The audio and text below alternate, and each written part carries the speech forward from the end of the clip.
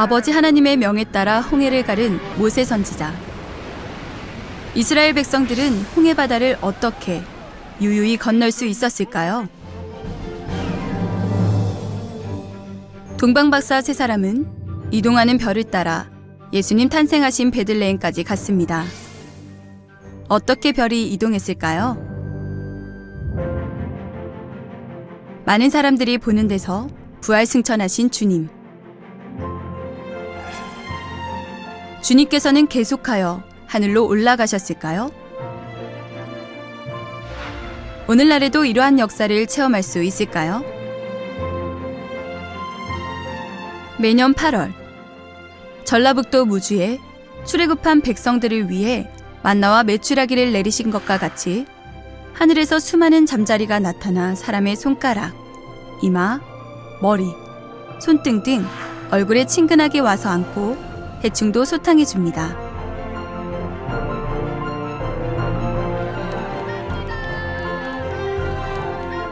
세 개, 두 개, 한 개 별이 동시에 이동합니다. 이러한 일들이 어떻게 가능할까요?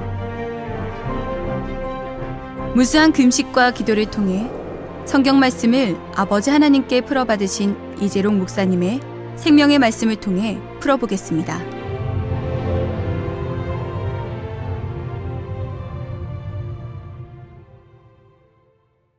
아버지 하나님께서는 이 세상 만물을 보고도 아버지 하나님의 사랑을 느끼고 영의 세계가 존재함을 알 수 있도록 해놓으셨습니다. 이는 바로 인간경작의 섭리인 참자녀를 얻기 원하시는 아버지 하나님의 사랑입니다.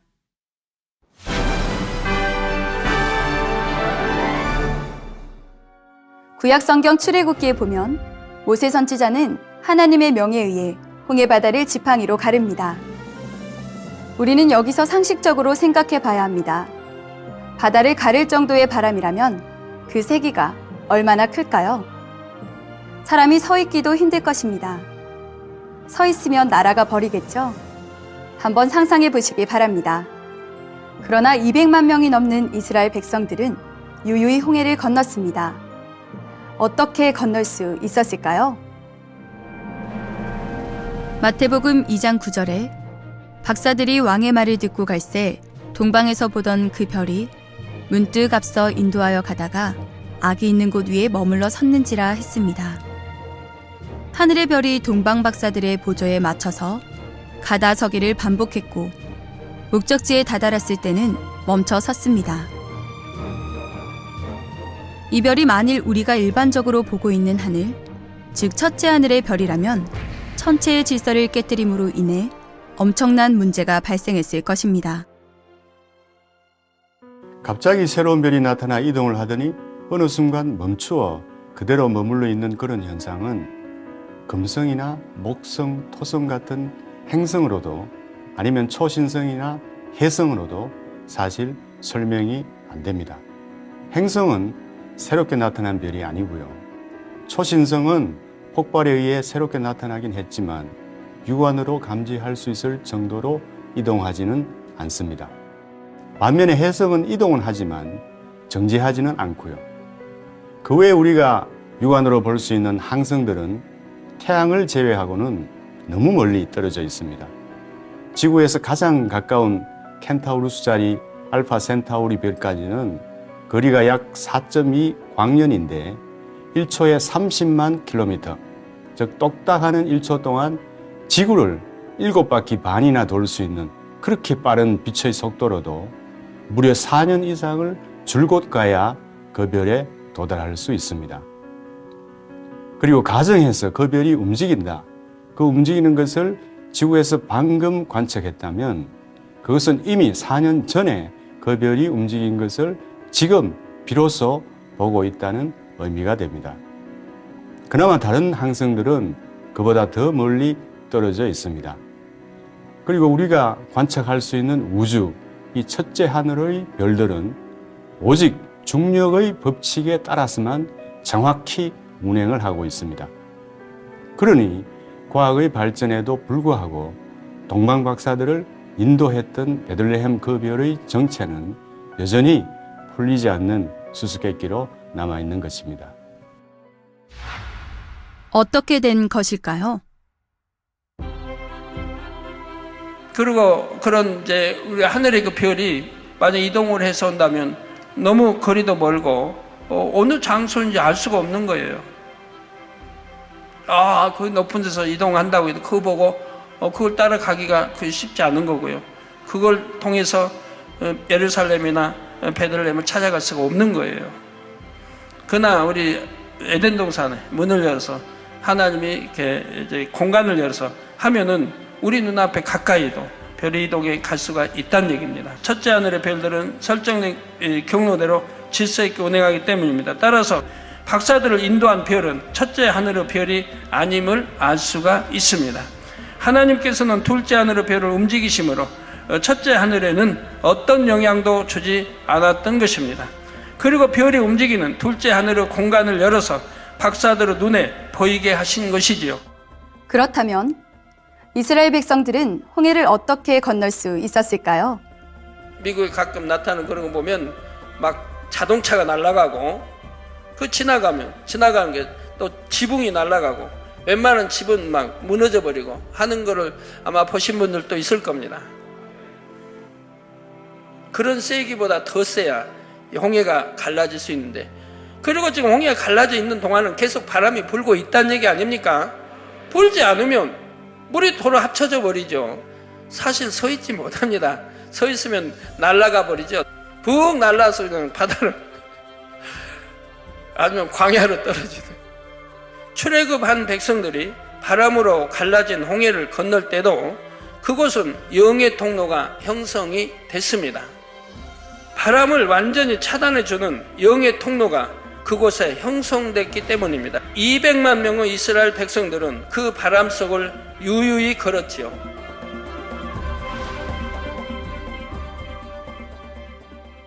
두 권능의 역사의 공통점은 무엇일까요? 바로 영의 공간이 활용되었다는 것입니다. 결국 영의 공간으로 설명하니 모든 의문점이 풀립니다.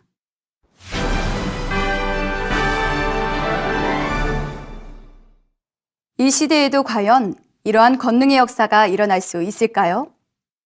아버지 하나님께서는 어제나 오늘이나 동일하시기에 현 시대에도 합당한 자격을 갖춘 사람에게 권능을 주셔서 기사와 표적으로 아버지 하나님을 증거할 수 있도록 해주십니다.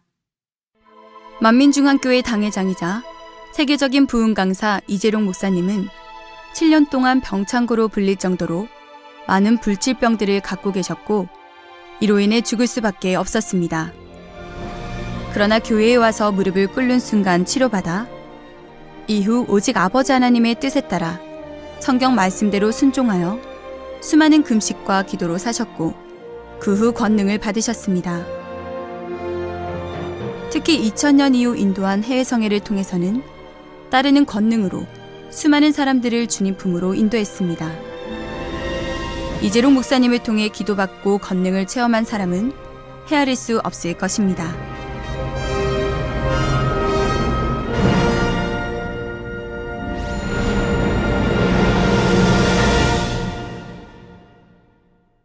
성경을 입증하듯 이러한 권능의 역사들은 치료뿐 아니라 영의 공간을 활용해 다양하게 나타나고 있습니다. 오늘은 그중 몇 가지 사례만 소개하겠습니다. 2012년 9월 17일 이스라엘 이재룡 목사 초청 이스라엘 3주년 기념성회 시 이수진 목사가 이재룡 목사님께 기도받은 권능의 손수건으로 참석자들에게 기도해주자 많은 기사와 표적이 나타나 하나님께 크게 영광 돌렸습니다. 그리고 성회 후 선교팀이 갈릴리에서 성지순례를 하던 중 밤에 특별한 기사를 보여주셨습니다. 바로 별 2개가 동시에 이동한 것이었는데요. 선교팀은 별 이동을 보면서 동방박사를 인도한 이동하는 별을 보여주신 아버지 하나님께 영광 돌렸습니다. 또한 2000년 8월 8일 무안 만민중앙교회 학예수련회 시에는 별 3개가 동시에 이동하기도 하였습니다. 이 밖에도 각종 행사 시 모인 성도들이 믿음으로 기도할 때 이동하는 별을 보여주셔서 명예 공간이 있음을 체험할 수 있었습니다.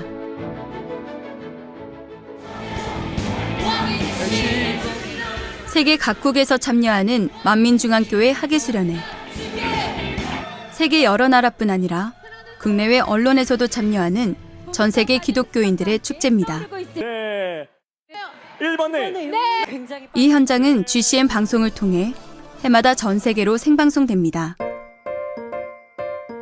이 현장에 매년 수많은 잠자리들이 하늘에서 내려와 성도들을 즐겁게 해줍니다.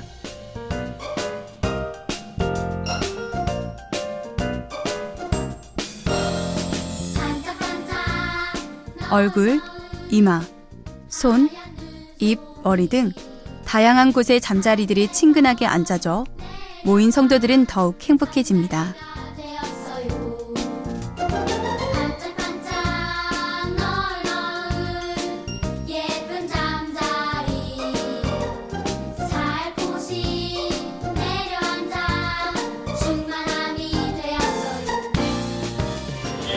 아까 이렇게 손을 올렸을 때는 잠자리가 안 왔었어요.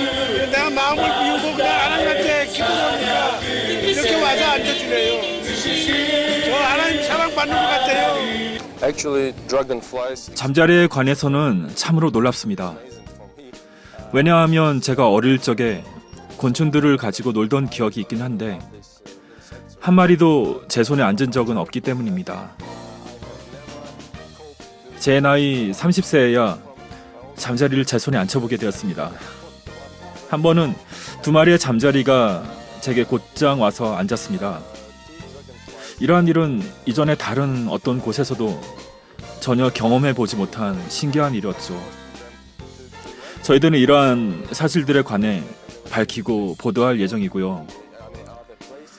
이로써 다른 나라들에서도 이러한 놀라운 사실들을 알 수 있도록, 그래서 자연 만물이 하나님의 역사심에 따라 사람들에게 어떻게 순종하는지를 알게 할 것입니다. Force the nature to be obedient to God and to obedient to man.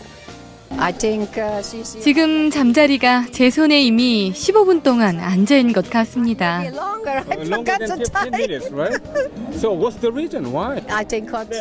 하나님께서 이 잠자리를 저에게 보내신 것 같습니다.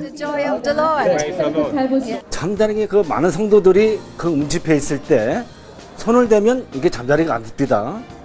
그 성도들이 오세요 하는데도 보통 잠자리는 사람 잡으려면 도망가지 않습니까?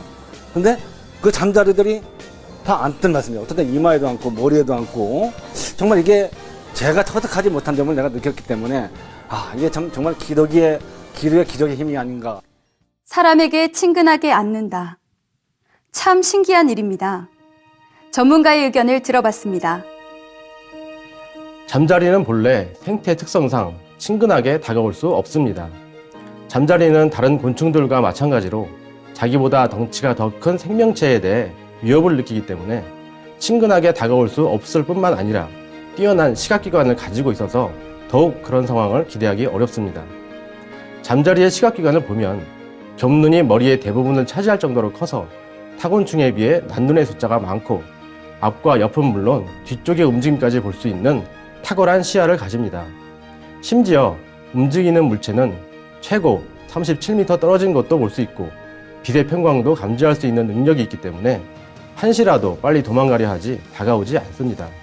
그러니 참으로 신기한 일입니다. 또 한 가지 살펴볼 것이 있습니다. 만민과 함께했던 잠자리 종을 자세히 관찰해보면 그 종들도 다양해서 각 종마다 다른 생태 특성을 가지고 있다는 것도 알 수 있는데 이 또한 특이합니다. 서로 다른 서식처, 서로 다른 기후 조건, 서로 다른 이동 특성 등을 가지고 있었는데 이와 관계없이 사람 몸에 다가와 친근하게 앉았기 때문입니다.